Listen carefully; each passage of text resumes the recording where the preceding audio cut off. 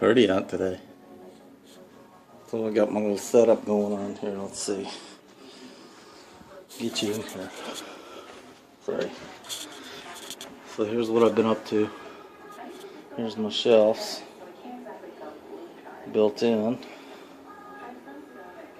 And don't freak out. Framing isn't no big deal. What I did was,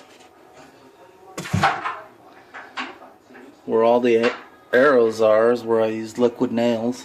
I liquid nailed the two corner pieces in, and then I cut this center support with 45s and I glued those in, and the only ones that I kind of cut and mitered were these two little supports, and the rest are just blocking for the front.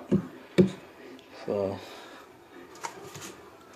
I can get you up in there decently. So then I'll cap it off, get a piece for the front here, and then work towards taping them.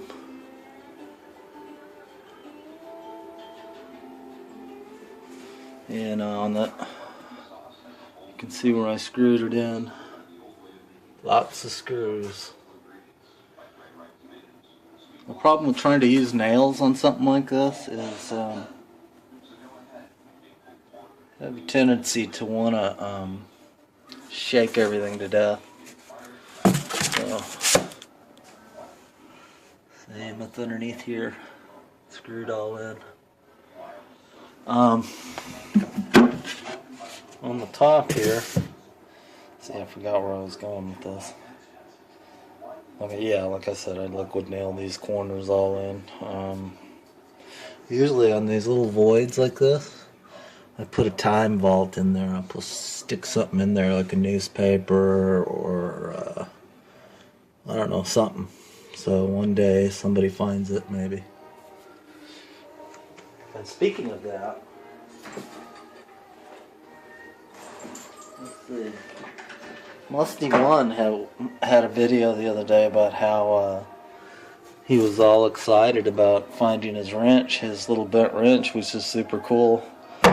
This green chisel I had found inside a wall when I tore it apart, and it's been a really good just all around beater, you know. I use it for all kinds of stuff, but I've lost this thing, man, I don't know. Gotta be about 3 times I've lost that thing, and it's made it back to me. So I have that in my bags. Always keep that with me. And anyway, that's what I've been up to on these shelves.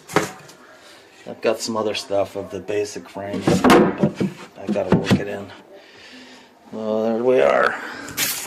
I'll put round corners on them, and they will be nice little doily and knick-knack holders when I get done.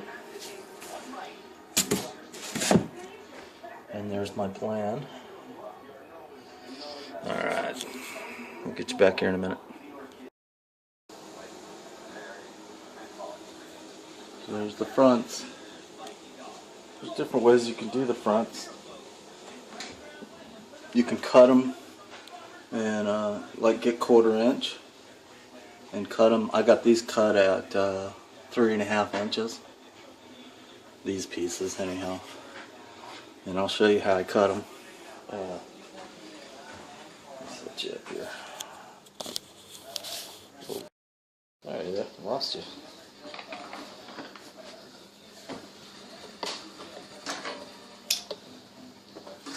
They're a little bit long. I need to cut just a hair off of them. Sorry if you can't see this.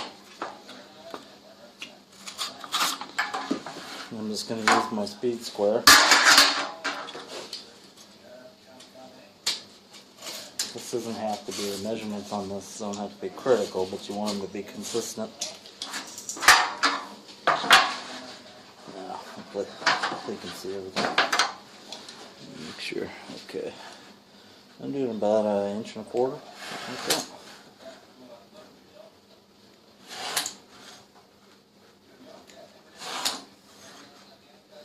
Yeah, you can use 1/4 inch sheetrock and double it up.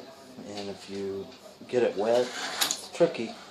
But if you get it wet, you can get it to bend, and you don't have to go through this. But I'm going to be taping them. I'm going to be taping the fronts of these by hand anyway, so I'll just put like 3 pieces of tape on it, and mud it in real good, and that'll be my base coat. They sell round corner, flex corner at the Home Depot too. There's plastic stuff that you can use. I'm going to do it by hand, old school. Not easy, but no problem.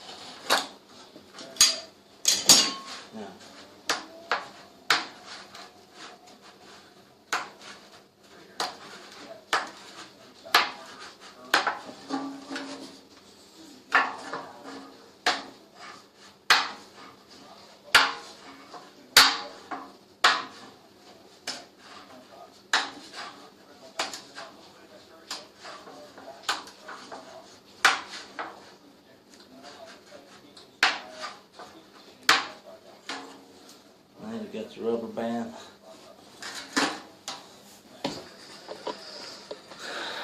Hang tight. Alright, let's get this party started.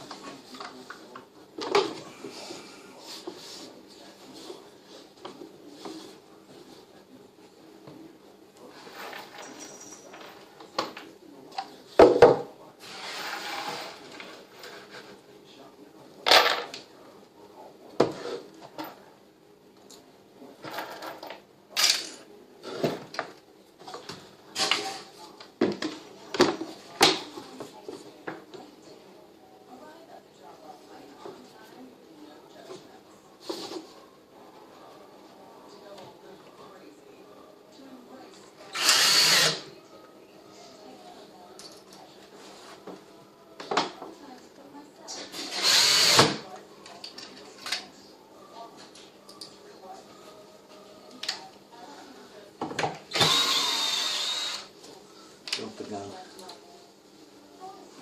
These will run over.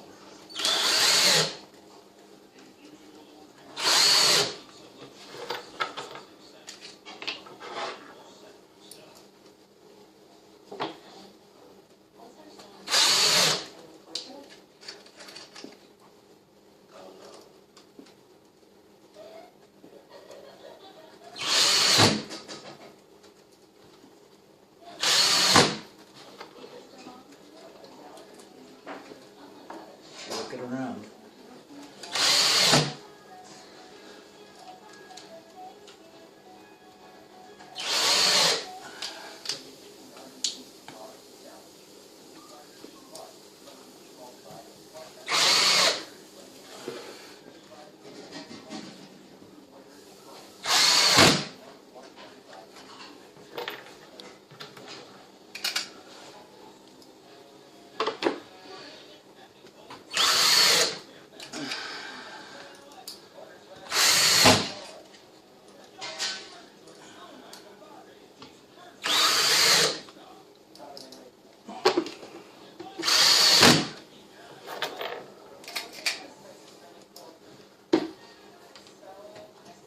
Oops.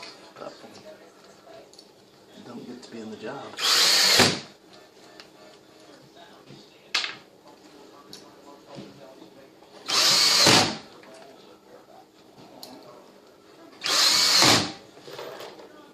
Just enough screws. I used to live right next to Home Depot in Arizona. Now, not so much. Not so much.